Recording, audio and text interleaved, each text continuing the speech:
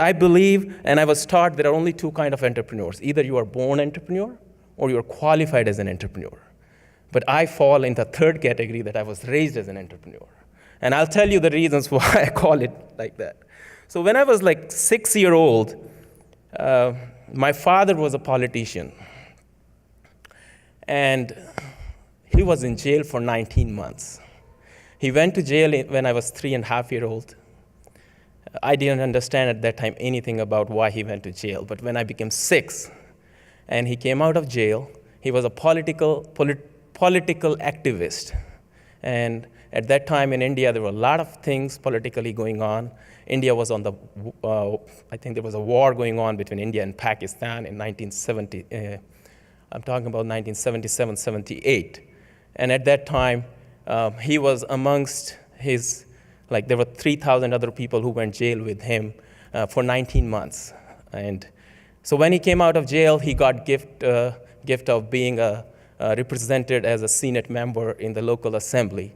And at that time, he was like in political rallies, and I was like 6 years old. I started understanding how this whole political thing works. There are a lot of new faces I see every day at our home. We were so excited to meet new people. And I think my actual learning towards entrepreneurship and towards being connected started at that time. Now this place, it's a beautiful place. It's called Galta. It was flooded. This was like totally mud. You can't see these the beautiful, these round-shaped, architecture. These are temples and palaces and whatnot. This was all flooded with mud. So my father, at that time, he raised $200,000. I'm talking about 1980. Do your math. What would it worth now? He raised $200,000, and he motivated around 500 people who used to come and visit that place to donate their time, and they started working to remove the mud from this place. There was no machinery, no equipment. They did all by hand. So they removed, and this thing came out after 2 or 3 years of their hard work and labor. Later on, there was no grants, no government support, a little bit of corporate support. If you have heard about Indian corporate thing, Birla is one of the common name in India. They have a charitable trust. They took it over after 5 years or 4 or 5 years of their hard work. So this is the kind of life I have seen in my childhood, where everything was done virtually without any money. I mean, there was no money involved, and whatever the money which was being given to him as a volunteer efforts, it was just to feed us and our family. So in those circumstances, my mom decided, and I will do it back, my mom decided to start a dairy farm, a little dairy. You know what dairy farm, in those days in India, we used to have like cows as pets. So she bought about 4 or 5 cows, and she started selling milk.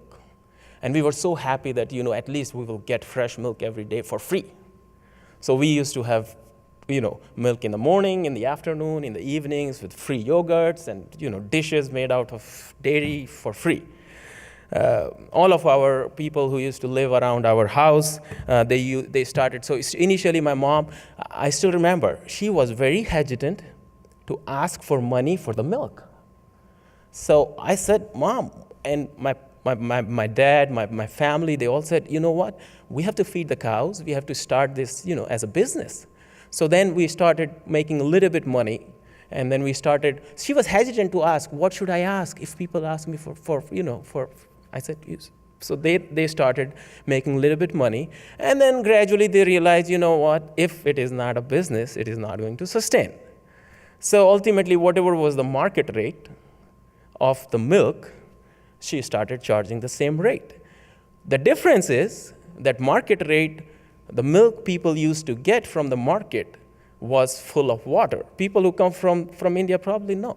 In India, there is a lot of, so they dilute the milk with the water, and that makes it like it's to make the quantity more, and it's not right. So it has to do something with the integrity of the person. So as a policy, my dad and my mom decided they are not going to do any kind of dilution. Whatever comes naturally from the cow, we are going to sell it as it is.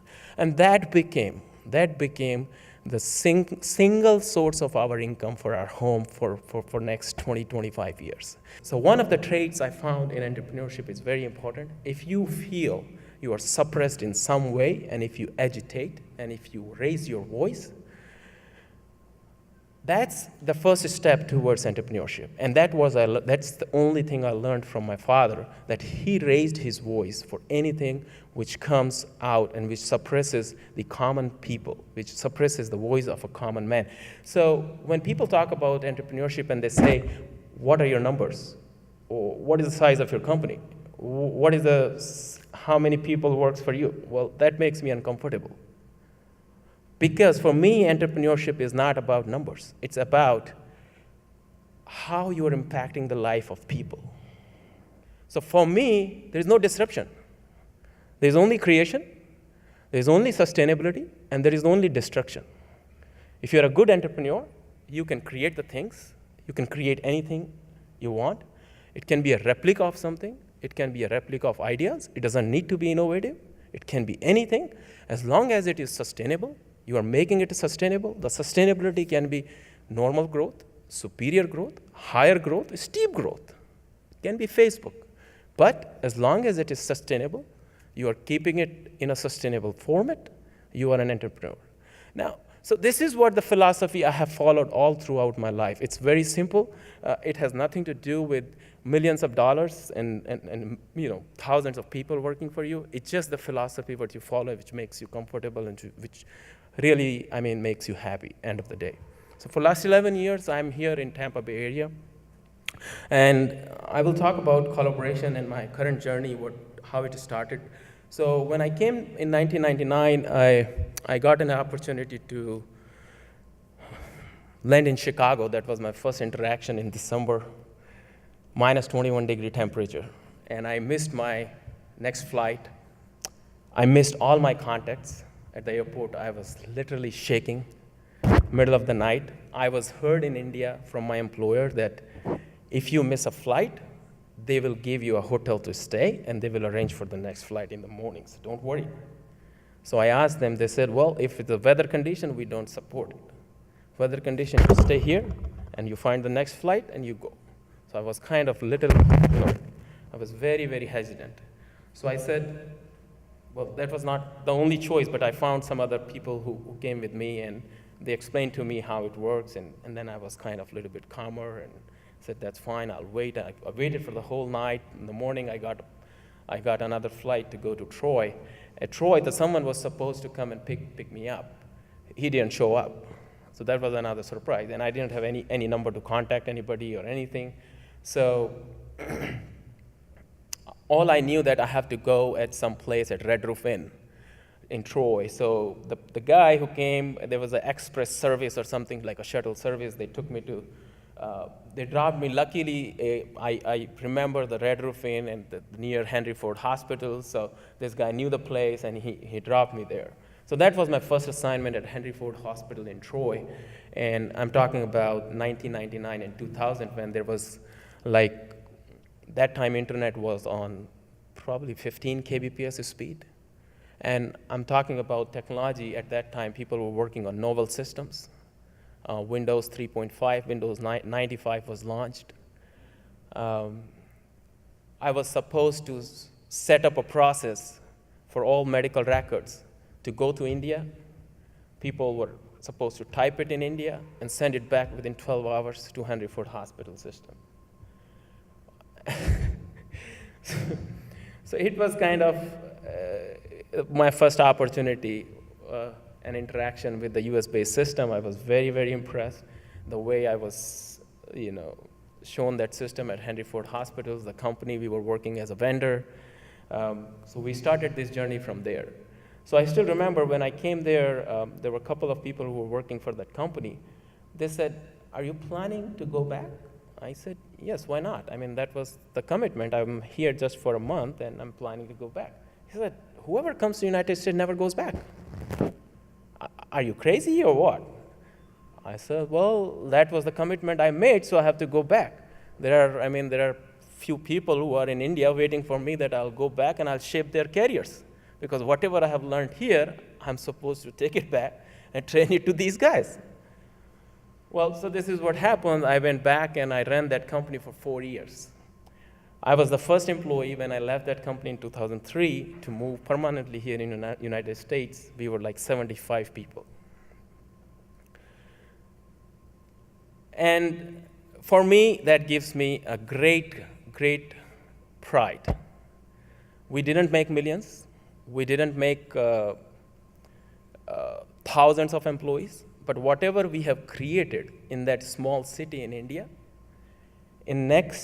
so when we started that business, we were the first ones, pioneers in India. When I left India in 2003, there were 1,000 companies doing the same work for United States. More than 1,000 companies doing the same work. I personally trained probably 50 or 60 people during the first 2 years of period. They all left in that next 2 years or 3 years. They started their own businesses. They started their similar companies. So how this connectivity worked, you can see.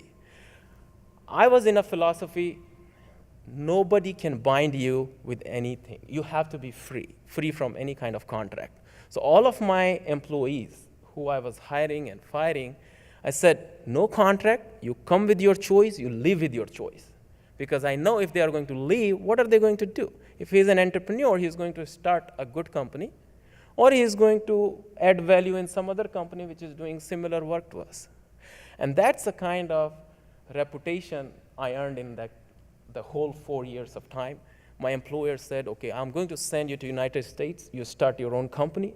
So he sent it to me here in 2003, and luckily my sister lives in Silicon Valley, she's a doctor, so that was my first interaction. I went to Silicon Valley, and I started talking to a few people, again, same networking, social, talking to a few people, trying to see, and then quickly I realized, this is not a place for startups because the cost of life is so high. So I moved to Boston, moved to New York, and then finally ended up in Tampa, and that's where I saw the rent is minimum. So when I said the rent is minimum and I have that much money, I can sustain myself for the next 3 months. Then another doctor, he agreed to lend me $50,000 to start a business. So I said, that what could be better? And there are doctors here. So with that aim, we started this company, and with a very minimum investment. Now it's been almost like last 11 years. We made, in our company, and I'll share some of the stories, what we did and the failures which we got. But like one of the biggest collaboration I see myself, if you do the next, I met these guys in one of the conferences, Ian and Kelly. I met one of these guys, and one of their, and luckily, my biggest client is in Bradenton area. It's a $100 million company. They just moved from Sarasota to Bradenton, probably last month. And they're one of the best billing companies. Now, I'll give you a reason how this collaboration works. They are a billing company. We are a billing company. They are our competitors. But we work together, and they eventually become our client. So in year 2006, I met this guy in Tampa airport. One of his colleagues, actually, not this guy, one of his colleagues. And we started talking about business, how it goes to India, how it comes here, how we do it. We attended the same conference. And he said, let's talk further. And he said, do you do this kind of billing? And by default, what would I say? Yes, of course, we do it. We were not doing any of those things, but I said, we will do it. And he went back to this guy, and they both come to me, and next day, they were in my office here in Tampa. Next day, they were in my office. They started talking to us. My partner, who's a physician, has another opportunity, and they have a surgery center. They do billing. So these guys were interested in actually my partner's business. So they were using me as like a platform to talk to and go through that whole thing. So for them, they were looking at more opportunities, like sales opportunities. For me, I'm looking at them having more opportunities where I can find more bodies in India and we can grow our India-based business. So we both were looking at opportunities in each other, but we both don't know how we are looking at each other. They are looking at a different angle, and I'm looking at a different angle. With these people, the interesting thing which has happened, we started talking, meeting again and again. They are in Sarasota, I was in Tampa and in Clearwater. I started visiting their office, they started visiting our office. We always talk about the opportunity, and then suddenly he said, Kunal, I have a huge opportunity. We both can make millions. But my challenge is we have to execute it in 1 week. I said, 1 week? I said, what do you want? He said, I need to hire 200 people in India, 1 week. And we have to start production in 2 weeks. So 1 week you have to hire 200 people, and 2 weeks maximum we have to start the production. And it's a business process activities. People who can type, who can understand English, who can read, who can do the data entry work, who can call, who can make calls to the insurance companies and bug them that, hey. So I said, it will be done. We'll do it.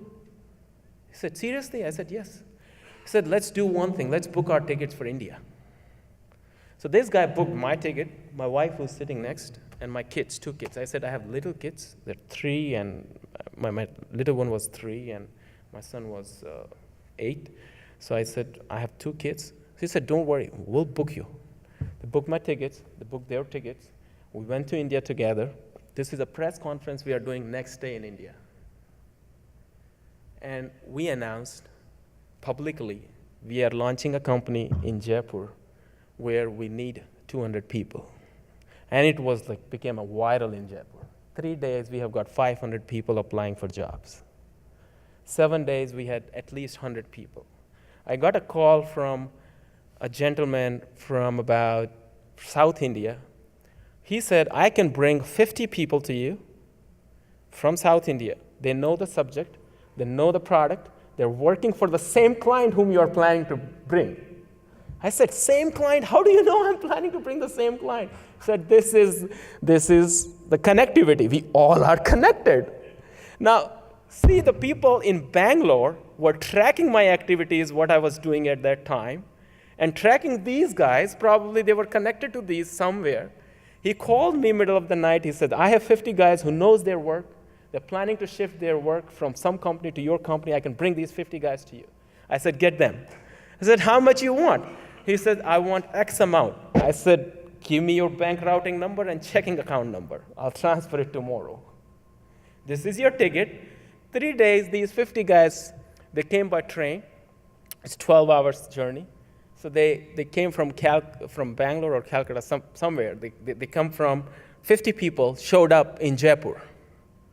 And at that time, I had only one manager who was like my mother's brother's son. So I don't know how to do that. But my mother, he was helping me out, so he arranged for their accommodation, hotel, and everything. And then we didn't have a place for them to work with the computers. I said, we need at least 100 computers. So, well, anyway, to cut the short, it's a long story, but we finally arranged, in 2 weeks, I had 100 seats operational, up and running. My core focus was how I could make this project successful. I was not thinking about anything else. I was not thinking about who will gain what. I was not even thinking about how much I'm going to make, how much that person is going to make. My core focus, whatever was, people were coming with, say, okay, I'll want 50% of your company, I want 20% of your company, I want 10% of it. Everybody was like coming up with their offers. And I was like sitting there and just listening to everybody. But ultimately, so this is how, so this is one of the stories I wanted to come around and say that, how this collaboration works. We still have that client. We still have that one of our biggest clients is right here in Britain, and we are absolutely proud of our work. We still have 200 people working in India. We did not grow much, but what we have done in this whole process is it was a good opportunity for us in the last few years. We have created a very good system back in India which can support up to 2,000 people in our company. It's 25,000 square feet, a new building which we have created. We have created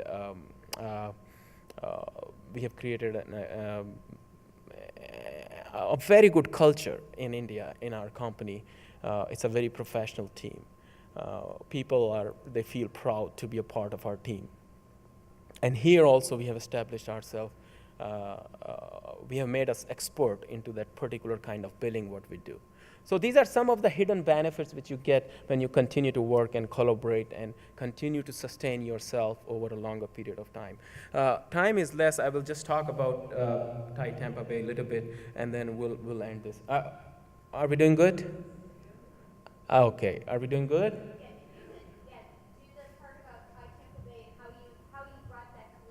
Right. So so in the beginning of 2011, I attended TaiCon, which is one of the largest conference in entrepreneurship in Silicon Valley. I knew them for last 11 years because I met them in India when they were visiting India in the year 2000. But then I was completely cut off. There was no, because I was helping my business here and I was so that business was completely cut off, and then I went and rely my relationship and talk to these people again. They all recognize me because they are the same people. They were there, and they said, "What are you doing, Kunal?" And all of that stuff goes on. And they said, "We'll start doing something in Tampa. We are planning to start a chapter." I said, "Yes, why not?" And I came back, and in 2012, we started the chapter, Thai Tampa Bay, with their help. And our mission was very, very, very focused. There are two things people need: mentoring from the real people who are really beaten to death achieving entrepreneurship results, because entrepreneurship is not just about the success, as I said, it's about failures too. So people who has gone into failures, who has seen the world, who have at least made few companies successful, we wanted new entrepreneurs, budding entrepreneurs, to come and not to make mistakes, learn from those entrepreneurs, mentors, and keep their startup on the right track. The second thing is the startup funding. Most of our investors here or anywhere, they absolutely invest their money into stocks and portfolios and where the risk the less risky propositions. Whereas we wanted people to take a little bit risk, who are risk bearers, come forward and and support startups which are like from $25,000 to $50,000 to $500,000, whatever is the capacity.